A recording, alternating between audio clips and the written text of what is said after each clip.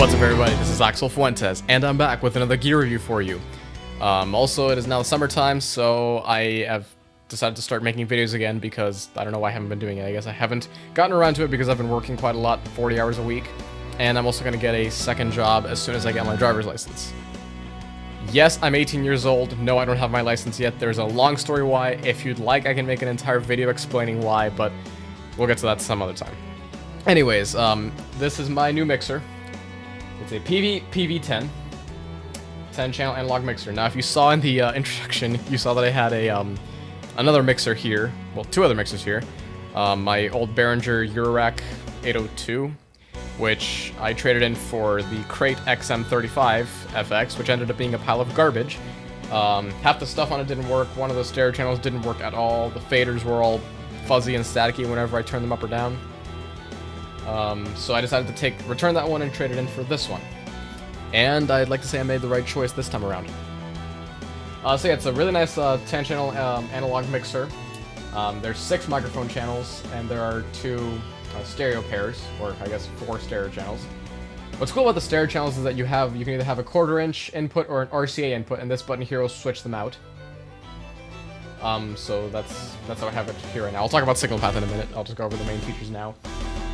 There is no connections on the back except the power, and this mixer has a power button, unlike many smaller mixers which don't even have a power button. You just plug them in and they're on.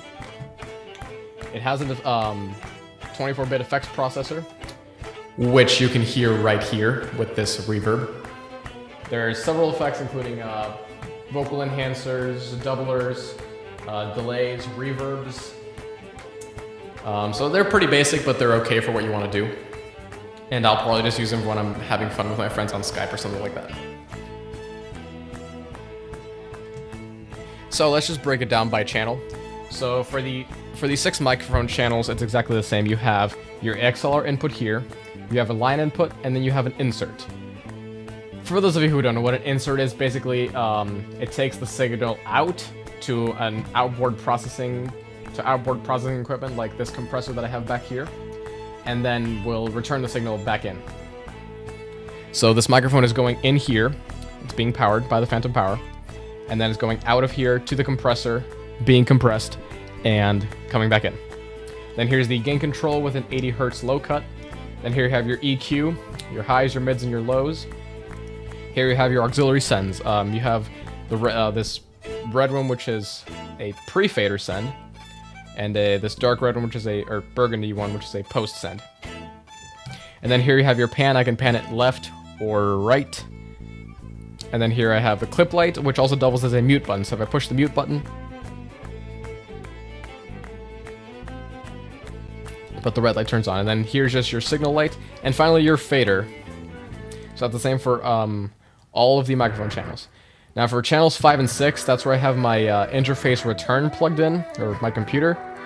So this one I just have the pan set to left and right, and right now I have it muted, but this is where the output from my computer is going.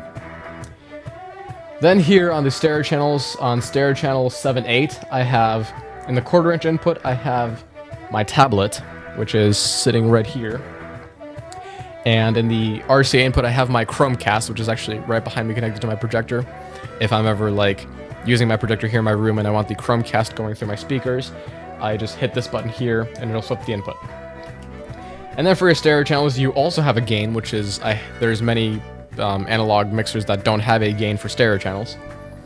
You have a gain, you have your EQ, and then you have the same auxiliary sends, and then you have a balance instead of a pan. And same mute button. And then in channels 9 and 10, I have this auxiliary here, which I can use to hook up my smartphone or maybe another friend's phone, MP3 player, CD player maybe, one of those things. Now, once we get to this entire box here is just all the outputs. So we have right here, I don't know if you can see that on the camera there, but control room output right there, left and right, which would go to your monitors or your control room if you're using this in a studio. Then here you have your mono send and your effects send, basically auxiliary 1 and auxiliary 2, and those can both go to outboard processing gear or maybe floor monitors if you're using this in a live situation, or you could send it to an external recorder, or maybe a set of subwoofers or passive speakers maybe. Now there is no auxiliary return. So if you do have like an outboard processing, you'd either have to use the insert or you have to have the output of the processing gear come back in through one of the stereo channels, which isn't too big of a problem because the only outboard processing I use is this compressor back here. And then there's your headphone output, which is where my headphones are plugged in right now. And then you have 1/4-inch outputs and XLR outputs for your main. These two XLRs are going into the inputs of my interface, so that the computer can record them. And then these two 1/4-inch outputs are on two adapters going to my crappy Logitech computer speakers, which I've owned for like 7 years. They still work and they still have really good quality. I don't know how. Now up here you have your CD tape, or your 2-track in and output. The 2-track output here is just another copy of the main out, and it's going to the input on my tablet because I use my tablet for Skype. I'll have, like, if I'm gaming, for example, I'll have my games running on my computer, and I'll have Skype running on my tablet. Now right here we have the effects control. So I'll just go ahead and turn on the effects on my microphone. So right now I have, which one is it on? It's on room 2 reverb, and you can control how much of it is being sent. So like right there's 0 and plus 10 dB.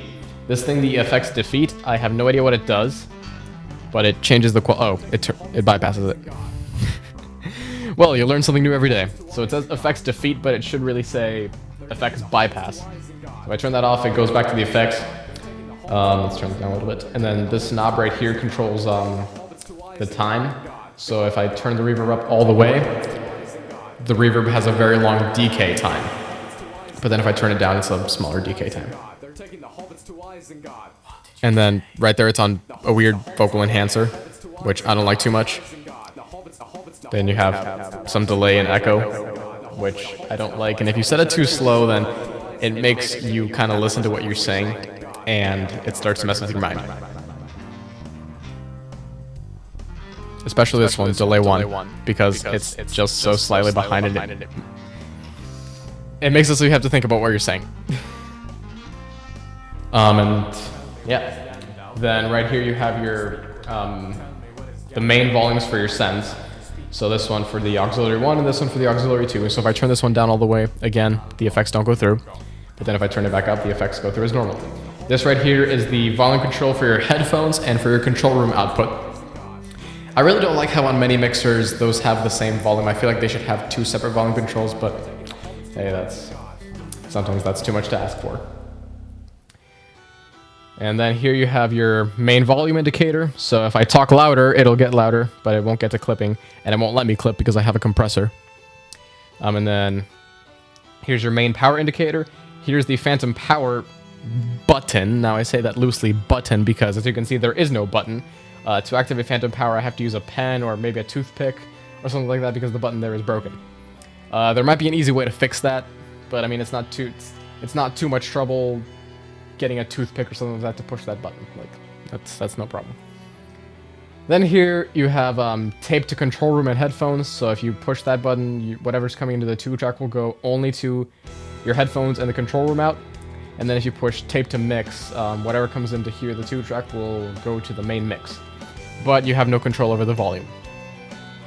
And then this button here, it says contour. I have no idea what it does. I think it's just another compressor, but I don't know. I might actually have to look that up on the Peavy website or something like that.